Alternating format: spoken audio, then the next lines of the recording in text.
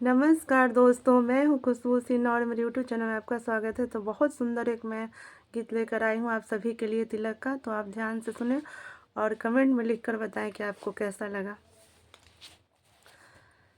जब से तिलक वाके भैले परचार हो, जब से तिलक वाके भैले परचार हो, अंगना में तिलक चढ़ावे भैया के सार हो, अंगना में तिलक चढ़ावे भैया के सार हो।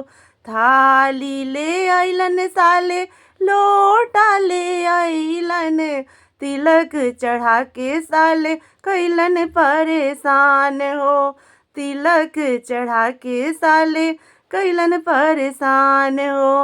अंगना में तिलक चढ़ावे भैया के सार हो, अंगना में तिलक चढ़ावे भैया के सार हो। जब से तिलक वाके भैले परचार हो, जब से तिलक वाके भैले परचार हो, अंगना में तिलक चढ़ावे भैया के सार हो, अंगना में तिलक चढ़ावे भैया के सार हो।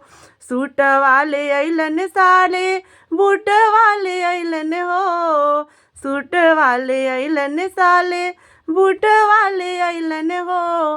टाई देखा के साले कैले परेशान हो, टाई देखा के साले कैले परेशान हो। अंगना में तिलक ले अइले भैया के सार हो, अंगना में तिलक ले अइले भैया के सार हो। जब से तिलक वाके भैले परचार हो, अंगना में तिलक चढ़ावे भैया के सार हो, अंगना में तिलक चढ़ावे भैया के सार हो।